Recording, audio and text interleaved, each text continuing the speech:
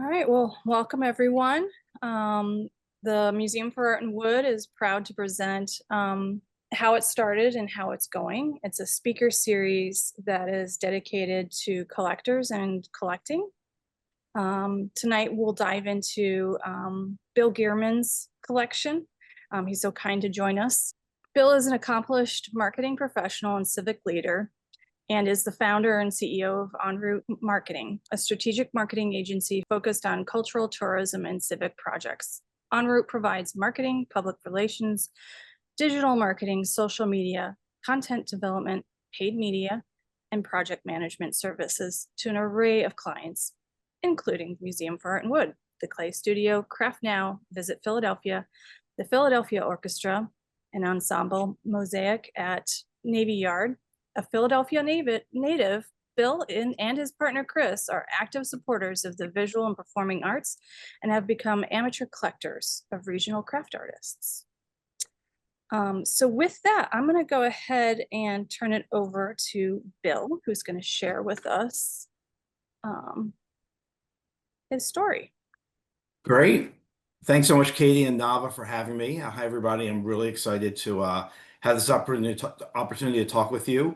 I have a presentation I'm going to pull up to kind of talk about my journey, really as an amateur collector. I've watched some of the other episodes of these events, and I know there's been some great people that shared their artistic visions and experience. So I have a bit of a different tale to tell, and I hope you enjoy it. So let me pull this up here. Can you all see this? Yes. Yes. Great. Okay, great. So yes, we're going to talk a bit about how it started and how it's going. There we go. Well, there we go. So a little intro about me. Again, my name is Bill Gehrman. I was born in South Philadelphia, raised in Delaware County. The only time I've ever lived outside of the Philadelphia region, or my 4 years, I went to Syracuse for college, and I moved back into the city proper in 2001. And I tried to figure out what picture to put up here, and I thought I put my family because they look pretty good. And this was my parents' 50th wedding anniversary picture, little party we had for them. But really, everything, I do have a very close family, and I go back to, everything that we, who we are, all of our influences start with our family. And so it's a little irony because my family was not extremely artistic. Or very involved in the arts in any way. We had great music education where I grew up, but we were not, art did not play a significant piece. We did not have a lot of art, custom art in our home, or it wasn't something that my parents talked about. In fact, probably the biggest accomplishment I have in art is this fish that I made in sixth grade. I won first place at the Wallingford Community Arts Center. But it was, the music was really important, but the visual arts, and especially fine art, fine craft, was not something that I was brought up with. As my career came along, my first job out of Syracuse, I drove the Oscar Mayer Wienermobile, which is not the beginning of my craft story by any way. I worked in development for a high school, Archmere Academy in Delaware. And then I had a stint at the Delaware Art Museum, which was really formative for me because I was not a big art museum goer. And while I was only 2 years there, 2 years, I learned so much and I gained such an appreciation. If you're familiar with the Delaware Art Museum, they have an amazing, probably the premier Pre-Raphaelite collection in the United States. They have an amazing collection of N.C. Wyeths and Howard Pyles. And just it's a great diversity of modern, traditional, so much art, and because it was a small museum, I got to spend a lot of time with the curators and with the preparators, and I learned a lot about the kind of behind the scenes, and that really probably was the most influence I had of the fine arts. And then I went to the Philadelphia Convention and Visitors Bureau as a Philadelphia native. It was a dream job to kind of mix my city with marketing. And that's really where I found my love of tourism and cultural marketing, which led me eventually to start my own company, En Route, in 2007. And there's a picture of the Delaware Art Museum. Love it there. So yes, En Route, this is our 19th year. and we work only in the cultural, civic, and tourism space. And so I am now immersed in all types of art, which is fantastic. And so I love the work we do. We've worked with mural arts. A New View Camden was an outdoor art exhibit. We've worked with the orchestra. I've actually traveled with the orchestra. And yes, we started working with Craft Now. We had the great opportunity to expand into the Clay Studio, the Museum for Art and Wood, the Brandywine Workshop and Archives. And through this, I was exposed through events and exhibitions to the fine craft. And while I knew what it was, my appreciation really started there. And so when we talk about for today's talk, how did it get started? It started with Ibrahim Said and this piece here. I purchased this or won this in an auction from one of the fundraisers, and I'd never owned a piece like this. I was mesmerized by the patterns, and that it was a light. And so this was the very first piece I would say of fine art that I purchased. And it sits in our vestibule, and I love it. It gets lit at night, and it welcomes me home. But this was something that really different, and the more I learned about Ibrahim, and I've been fortunate that he's had a couple exhibitions, and so I've seen more of his work and really following and really digging deeper into the story of the artist. And that's something that has really been important to me. Is most of the pieces that my partner Chris and I have collected are local, and we really have enjoyed getting to know the artists. Before this, Chris and I, a lot of the work that we collected was from our travels. We love to travel, and we've been to all corners of the world. But this is a piece, a wood print of from Nicaragua, and a motif from Mexico. I love the fabrics that we got in Peru. So that was really a lot of our collecting was out of the country, but we always had an appreciation for things that were made by hand, things that were made by people and the stories within them. We picked this piece up when we went to South Africa, or maybe this was actually Zimbabwe. And this gentleman makes recycles pieces into movable, you turn the crank and it actually dances the person moves up and down. And he has massive works that almost like a little city. And so we got to meet the artist, and that is really, one of the most rewarding things that we have. Over the years, we've purchased. Then we kind of purchased things that were utilitarian: clocks, vases, stoneware, and then little by little, and a lot of times at auctions, we would purchase pieces. And these first few I grouped together because unfortunately I've not tracked down the artists. I have a little work to do, still working on who the artists are and where they come from. But we've collected pieces that really speak to us. And we do use them. We use this vase all the time. This is a great piece that sits on our fireplace. And this wood piece, which is really large, it's about 2.5 feet in diameter, which Nava and Katie are going to help me track down the artist. But I love this because Chris found it's really big and it was hard to display where to put it. And Chris found a great way to display it kind of propped up. And you can see here a collection of masks that Chris had started in his travels. So we really try to mix the pieces that we find, local artists and international artists. I'm going to show a bunch of pieces, kind of, and talk about how they came and kind of what they mean to us.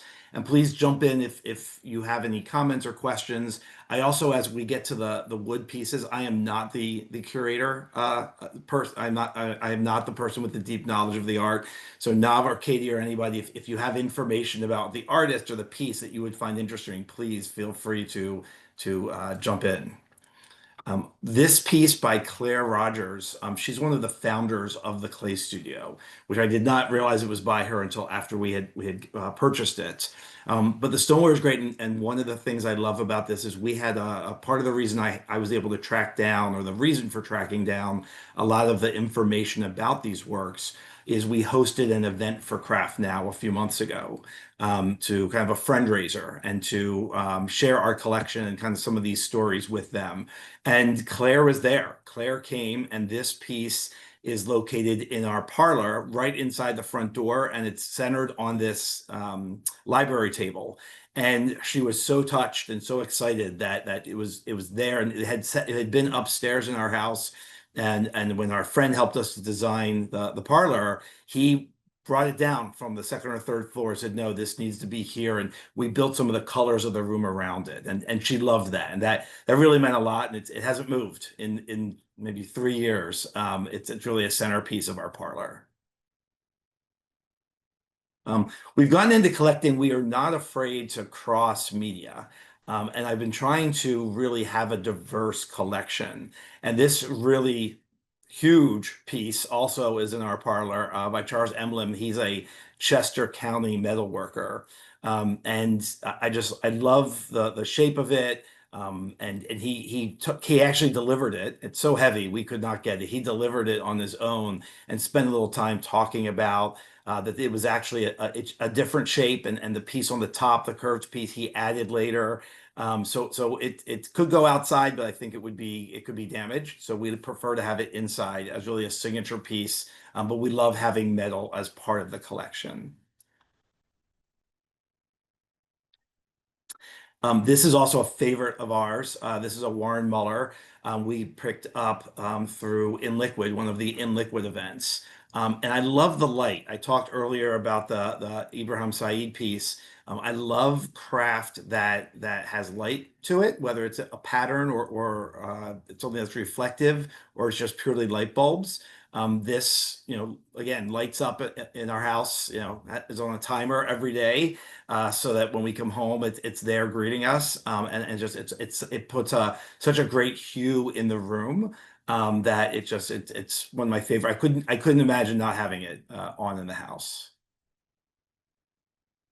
Um, we've gotten to know through the Museum of Art and Wood some fun pieces. So I got my first box at the Bandsaw Bash, and this piece, this wooden box by Fred and Marilyn Buss.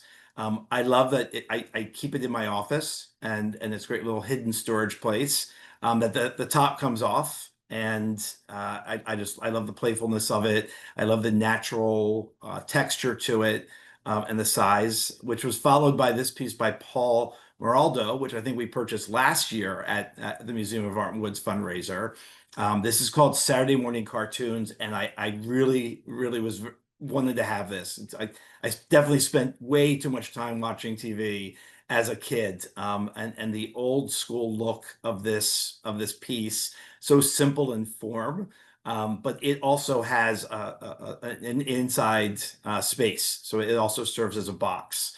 And so I love this. It actually sits in our one of our rooms next to an antique radio from Chris's grandfather. So it's a nice juxtaposition of kind of they look similar, but of different materials, and one's real and one's a recreation.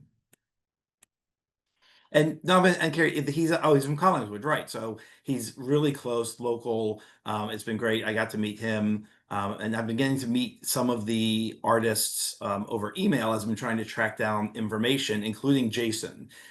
Jason, we love this piece. It's a little side table. We use it. I think that's the other piece about our collection is some of it is very fragile and sits on a shelf or maybe protected. We're very careful with it, but we really love pieces that are utilitarian, that we can use, that are part. We take good care of it. Always a coaster, but we do love having this, and just the unique construction of the reclaimed wood and the legs and the railroad wheel body that makes the top.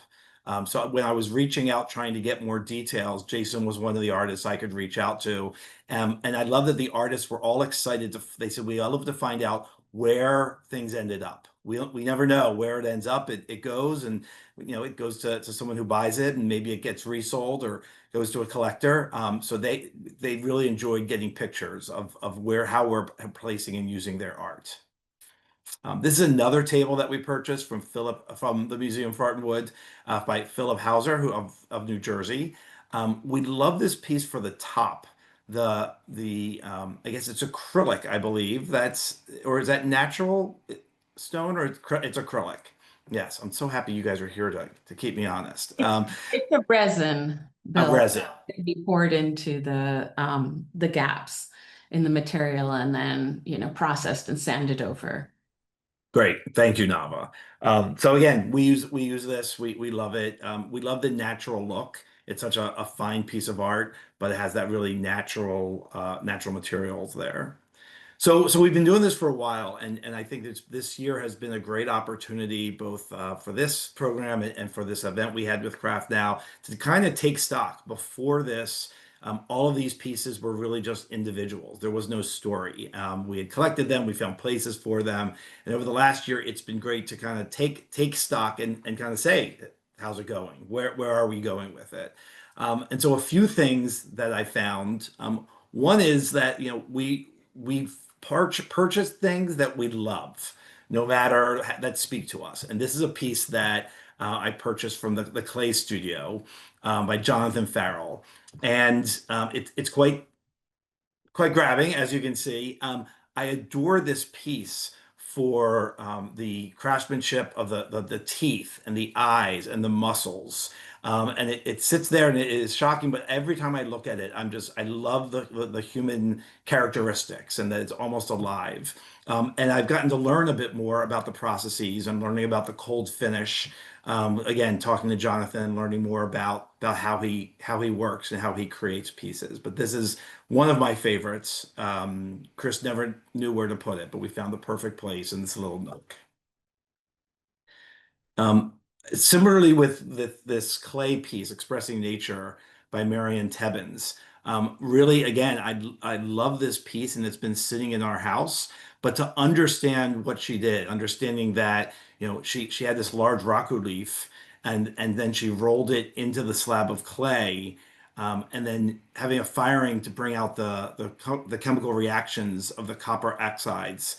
So I love learning more about the process. How did it get there? I think, we a lot of times buy things and we just take it for granted. It is how it is, but really understanding the work behind it and the decisions that an artist makes, to make each of their pieces unique.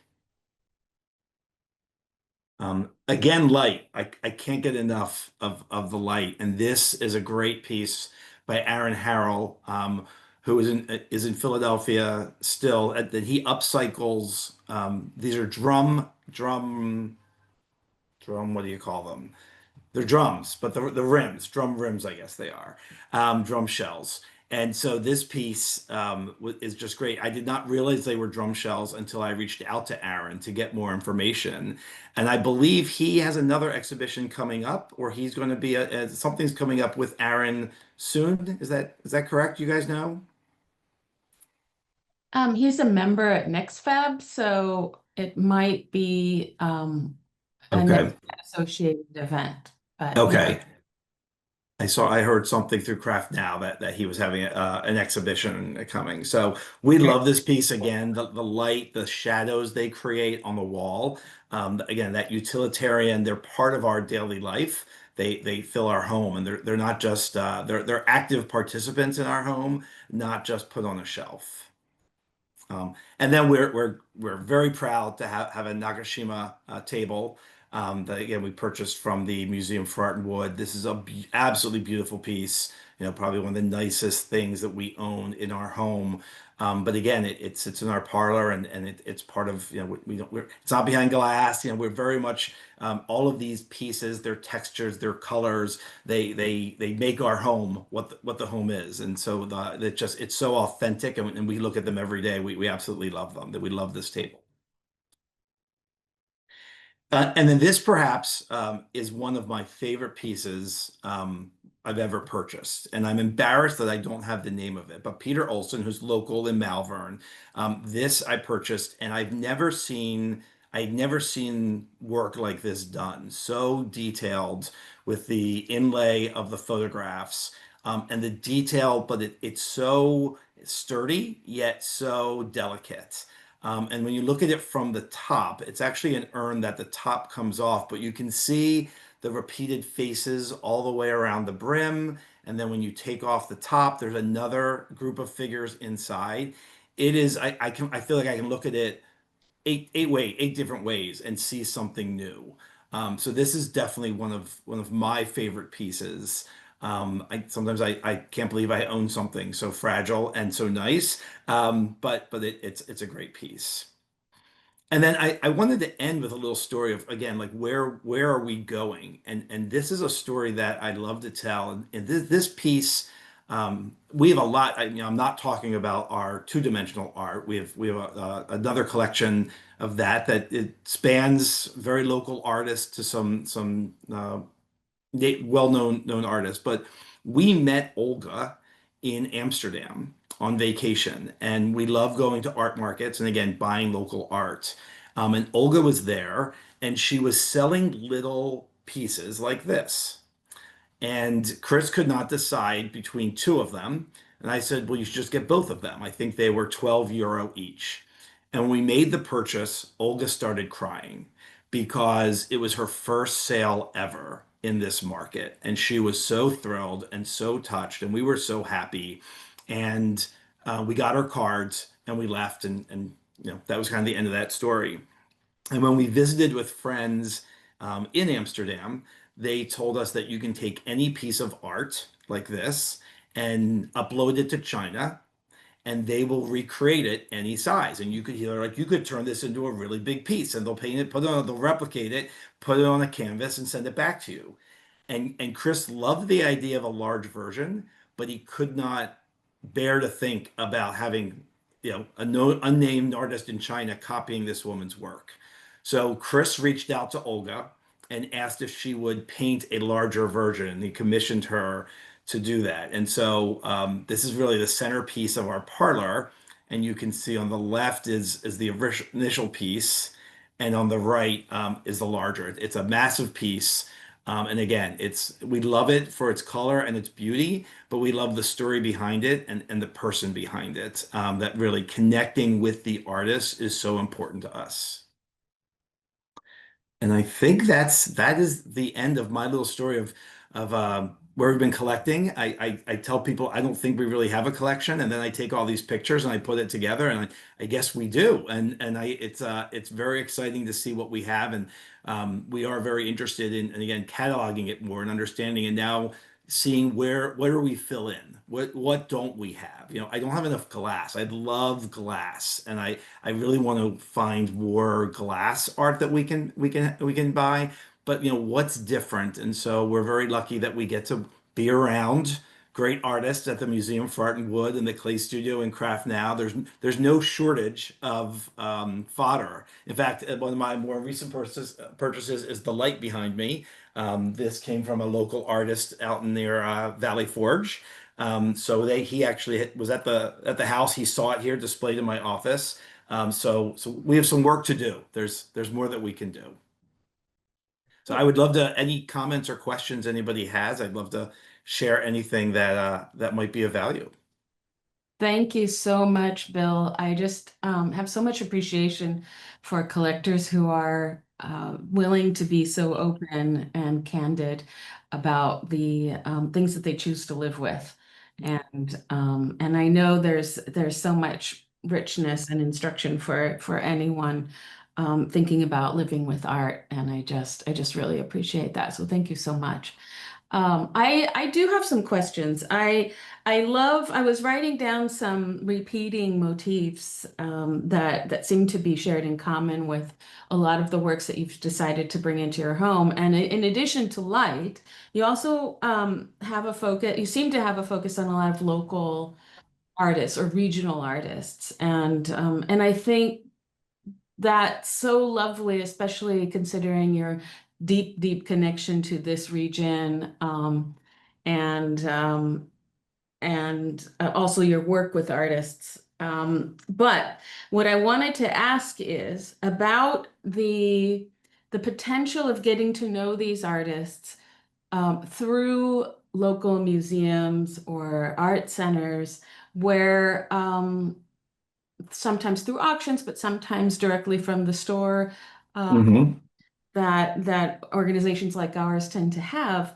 How that kind of helps to shape your collecting bug and Yeah. And then the body of work that becomes, takes on this other identity when you bring it under your roof and live with it. No, I think, the tie I started out talking about how we used to purchase most of when we traveled, right? And that was really about the people, and you're bringing the people and the culture and that destination. There's pieces that we own that, we look at it, and especially, those masks are great. We love looking at the masks and remembering where were we when we purchased it and how did we find it. They all tell a story. And so, since we live here, right, like, and Philadelphia is such a diverse city and community, we want to bring all those stories in as well. So it really is the same motivation for me, but we spend more time here than we do traveling. So yeah, and as you see that we like the diversity that comes in, and so wherever we find it, we really are drawn to pieces.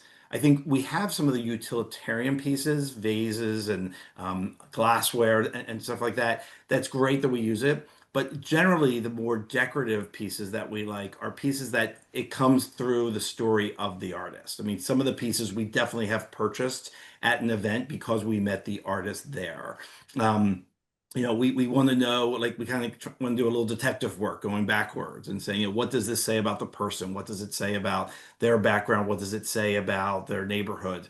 So that definitely is our motivation, is we're trying to bring a piece of that and bring the diversity of our community, whether it's diversity of travel or diversity of our neighborhoods and residents. We want to share that, and that's what brings us joy, and makes our home more interesting. Lovely. I love that. As you and Chris have kind of built up, it's all happened relatively recently, I believe, because I think I was there actually, even at the purchase of some Yeah. of the earliest pieces. So it's really materialized in a short period of time. Are you now having discussions about what goes in the house and what might not go in the house, or what the collection is starting to say to you as a There whole? is, I think, and this is not something that people like the Museum of Art and Water, the Collegiate want to hear, but I think our purchases from auctions are going not be so frequent because that was where it was in front of us, right? If something really speaks to us. But what we love is we want to go seek out, like I said, I think where we're looking for is now, what are the pieces we don't have? And I think some of that will definitely come through events, but coming to the shop, we'd love to seek out, finding more artists going to their studios. So I think what it's done is we're at a different level of where are we going, is now we want to go deeper. We've met a couple artists and they're like, we'd love for you to come see our studio, and we've gone. We love to take studio tours, gallery tours. And so I think some of the purchases may be a little less frequent, but larger also, is now that we have this appreciation. We don't want the same thing. But I'm pretty sure, it's all going to be in the moment. I know that we're going to be somewhere, and a gift shop or an artist studio or an event.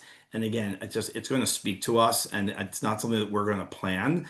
I think that will always lead us. But like I said, we are trying to diversify a bit. Like I said, glassware I love, but anything that's three-dimensional, that really, we have lots of great pieces of art on the wall. I think our biggest challenge is, how do we display these pieces? And we start to ask questions about pedestals and, like, what do we actually need to properly take care of these pieces? Like, where does it go? I think that's the other piece, is we've moved things around, and luckily we purchased a house that has space. But I think that's the other piece, is starting to buy some location specific art that works for a specific area. Wow, wow. It's really exciting to hear that you've sort of entered at this specific level that comes from your actual professional life, and has turned into an advocacy of your clients. And now it becomes a direct relationship and a seeking out of particular artists that are encountered along the way. That is such an interesting and educational trajectory It's that been, it's been, I mean, I consider myself very fortunate that I like to say that that our work in marketing is driven by passion, where most of our work is with nonprofits. And we have the same passion that we've talked about in craft for our theaters. We represent 8 theaters. We do their marketing and PR. And we became, my whole team has become massive advocates for getting people to know about shows and going out and finding ways that we do. So I consider myself pretty lucky that I can, be in Philadelphia, work with so many great organizations and continue to learn. I mean, I'm a lot more intelligent and informed. And there's no end in sight for that education coming through the work of our artists. And every exhibition that comes through the Museum for Art and Wood, I learn something new and I see a process, or I get to hear a talk by an artist. Every opportunity we have, yes, our work is enlightening us, which is a pretty good deal. Mhm. For Nothing somebody against accountants, but like I think I get a little more enlightenment. for somebody that's just starting out and thinking about collecting, do you have any advice for them? I think part of it is not to realize that art comes in all different forms, sizes, and price ranges. I think a lot of people are afraid. They feel like that, everything's expensive. And I think that you can find a lot of art, even, a mug, right? You can get your mug at IKEA, or you could buy a beautiful handcrafted mug or a box, or there's just the furniture you purchase. I think making those informed decisions, that you don't want to just be a consumer, that you want to present, maybe, start with the utilitarian pieces that you're like, well, I need a new clock or I need a new tray. Looking at that, I'm a big fan of for wedding gifts, right? You could give them something off that candlestick that's at Macy's, or you could go find a beautiful tray or candlestick or other gift. So I'm think looking at the utilitarian and seeking and realizing that you can find art at many different levels. And then I think looking at it as, again, what moves you. People spend a lot of money on experiences. I mean, think what people pay to go see Taylor Swift sing, or to see Travis Kelce, play football, right? People spend a lot of money, and for the cost of some of those tickets, you could buy a beautiful piece of art that's going to last a lot longer and support a local artist. And what I noticed is that you do both. I mean, you do have your experiences, and then you purchase some artwork, and you've combined the two. So I know a lot of younger collectors who started collecting did it because of the experience of it first, Yeah. experiencing something rather than just going out and buying something.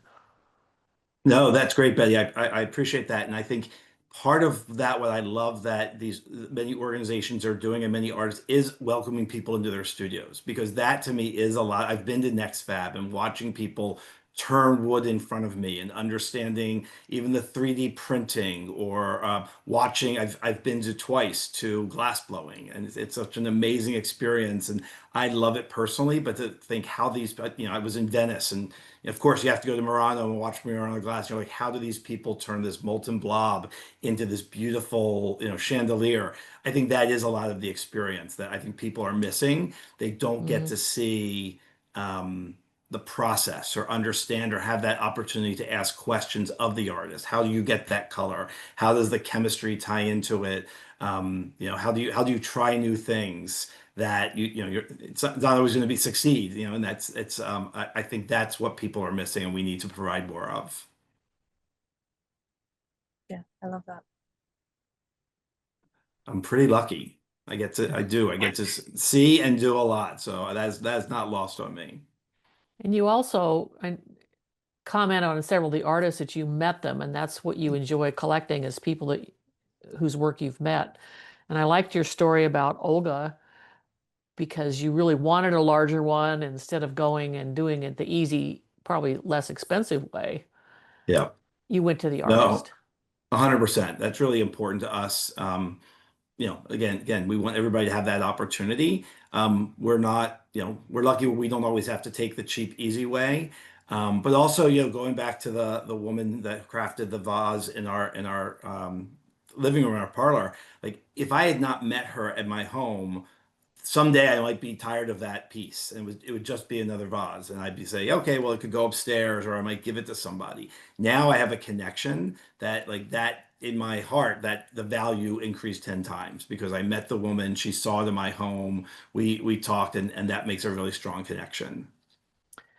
So have you given time and effort to bringing new collectors along? I know, like, you maybe not heard of the defunct collectors of wood art, and one of the things they tried to do was to acquire or help inform people to become collectors. Is that something that's challenging or interesting to do? It's very interesting, and I'm happy that I have a bit of a window into that, partly through the work with Craft Now, partly through the work we did work for In Liquid for a bit, with the museums, the galleries. I would love to do more of that. 20, maybe 30 years ago, there was a really big movement of the financial planners. I remember being invited to a bunch of events about talking about art and financial planning, and that you look at buying art as something you do. And I was young and had no money then, and I just remember that it was a topic. I feel like we need more of that. Like, I would love to get all the young 30 somethings who make a good living in that Comcast tower, right? Wouldn't it be great if they all had more motivation to collect and buy these pieces? So I would say that it is challenging to find the passion and the mission is there. I don't know where, like, this is a great forum. I appreciate this, and I can't wait to share this. The opportunity that we had to host an event for Craft Now was very much about that. It is definitely a priority for me, and I do think it helps a little bit that people come to our home and they do see, and we love telling these stories. I think a lot of times they just don't know. So the best thing we do is we try to invite people to these fundraising events and artist events where they have that opportunity. And even my staff, I have a very young staff at the agency, but they've come to some of the fundraisers, and nothing makes me happier than when they walk away with something that they saw something that they liked enough that they purchased, and that is, there's a lot of reward there. I assume you're not the financial planners. Are they suggesting that they buy art for investment? You're buying it because you like a piece. And Right. maybe in some future time it might be worth way more than you paid for it, but that's not important to you.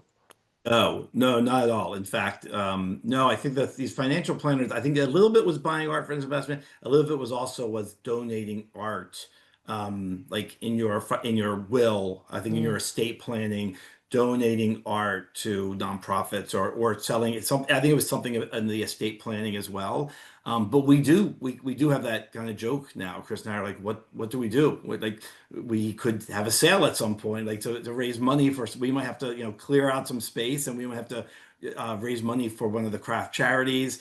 It's also neat that we have 11 nieces. You saw my large family. We have 11 nieces and nephews between us, and we're educating them as well. I think someday, if they really liked the piece that we had, we would want to gift it, and carry that on. Also, again, my family, I had a very great I did great growing up. We did a lot of great things that suburban kids do, but buying and selecting art and talking, knowing artists was not part of it. So we Mm. also see that as a real responsibility and benefit, is talking about the pieces we have, to our nieces and nephews, to encourage them to think of it as part of their life decisions. I love Bill, it. Oh, I was just going to make a comment, supporting your advocacy for the fine arts alongside an already existing appreciation for performing arts in your family. Yeah. No, again, I've been very fortunate. I had a lot of great influences, some that started with mom and dad, and some that come from Nava and Katie. So it keeps growing. I have one last question for you, Bill. Um, are you at all interested in learning how to do any of these techniques, like taking a ceramics class or a wood turning class or a carving class? That is I love that question, Katie. As like a vacation even, a lot of people do that. No, can I tell you, You're in- so I need a hobby. I need a hobby desperately. I work way too much, and someday there may be time for me to have a hobby. I did took a class in glass blowing. Glass blowing is fascinating. I'm totally fascinated by glass blowing. I don't find myself very except for the fish, in what was that, third grade. I don't know that I have much artistic. My gifts did not come in the world of the arts, but I do like doing it. I would like to learn more. If I had a lot of time, and that's something I'd want to do, and I do like the idea of that class is it different. Just like we, sometimes you travel, you take a cooking class, but Right. traveling or having some leisure time and doing something. So yes, I think it would be great to do. It's time is my biggest challenge, but also I don't think it would be very successful. It'd be fun, but I don't think I'd be very successful. I think that's all that counts, is that it's fun and that you have an interaction with other people also trying to Yeah. learn that technique. Yeah. And I think to that point, I would have so much fun just being in these places, working. I mean, the artists I've spoken to and what I've learned, walking through the halls of the clay studio, and I've learned so much about it. I had no idea what went into and the options. And I know the clay studio is working on the kind of innovative techniques and all, like, how you fire something, how you make certain colors decisions, again, glass blowing, wood turning, I mean, I've seen wood pieces. I have some wood pieces. Oh, including that, I have that beautiful wood piece that you guys gave me when I left the board of Craft Now. It's in my office. That's why I don't have a picture of it here. But it's really delicate pieces, and so I'm just watching and seeing how a true craftsperson makes those would be actually more enjoyable than possibly getting my hands dirty. Considering what's going on in the world today, and I guess it always happens in cycles, um, what I have found about my artwork that surprised me was the sense of community. I didn't know that that was going to end up being one of the biggest parts of my career. And it sounds like that's what you're doing, is building community with your collecting and advocacy. 100%. It is. I mean, definitely. I don't think there's many. I mean, you hear there are some of those artists that they're out from the cabin and in the woods and just making on their own. But right, I mean, a big city like Philadelphia and the area, right, there's a lot of that cross pollination and socializing and learning from each other. I definitely have seen that community, and I really enjoy that. And I think that's something that through our work with Craft Now, we want to see more of. Is we're always saying we need more public events, we need more opportunities for, I always have the idea of a happy hour series. Of course, a happy hour Mhm. always wins. But what if it was where you could come and meet artists? And I think we need more of that. We need people who break into the artist's world and understand that there's just more opportunities for casual conversations. I think that would be great. But yes, I love the community, and I haven't met an artist I haven't liked. This seems like a great time to pitch the Museum for Art and Wood's Wood Friends Social Hour, I was just thinking the same thing. which take place, I would say, what, once every 2 months, Katie? Yeah, about there or so, but it's a very casual get together where we just, share thoughts and community together. And sometimes it's at someone's studio, sometimes it's at a bar, sometimes it's here at the museum. So we do in various places, and it's been wildly successful. How could it not be? Two of our favorite things, artists and happy hours. There you go. Yeah. Always a good mix.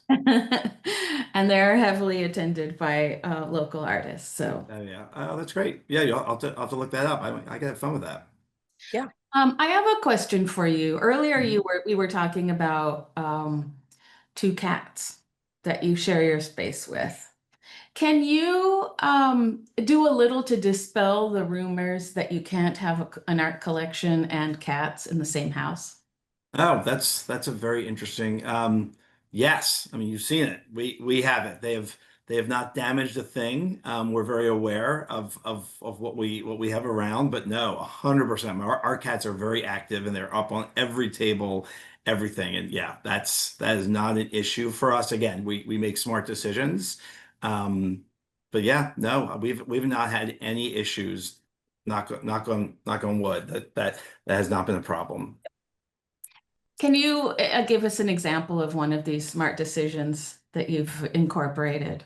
Well, I guess just like people, when my siblings come over and their kids are now high school, college age, but when they used to come over to Uncle Bill and Uncle Chris's, the first thing they would look and say, your house is not childproofed. And, we learned that we had to put things on higher places and all. So I think especially the Olson piece I showed, that very delicate, it's heavy, it has a good base, but it could knock over and I'd be devastated. So that is in a place where a cat cannot bump into or a person cannot bump into. It's when we had the event, the Ibrahim Saeed piece is on our table right inside our front door, and a couple people, they were like, I don't think that should be there. They're like, I don't want to touch this table. They're like, that is a really nice piece. So we may take it for granted a bit. We entertain, we have people here, but no, we don't have anything that can be tipped over easily that the cats could get access to. Thank you. Yeah, not a problem at all. And the cats are nothing compared to if we had kids, Yeah. which we do not. And so there's no problem there. Fair enough. Well, thank you guys for this opportunity and to meet some new people. This was a great conversation. I really appreciate all of what you're doing and the opportunity to tell more people about how they can support artists and really get into collecting. Anything I can do that helps to support that, please let me know. Thank you so much, Bill. I enjoyed this. It was interesting and fun. Oh, good. Eddie. A connection to the wider world. That people are doing things and having fun and living their lives. Yes. Betty, I appreciate that yes, because again, I was daunted looking at some of the people who spoke at these panels. I'm like, I am not an expert in art. I am not. So I'm so happy that it was fun and informational. And I hope that, the people who view this at a future time, like I hope they enjoy seeing that, someone who was not an art major, who's not an artist, but has really organically developed a passion for both the art and the artists. Yeah. Your down to earthness shows. And I Oh, well, thank appreciate you. it. Yeah. That's very nice of you. Thanks everyone for joining us tonight. We look forward to having you at our next event. September is very busy, so please check out our calendar and our current exhibition, A Plank in a Shipwreck. It's our 2025 Warp Wood exhibition. That will be running through October 26th, so please stop by and see it.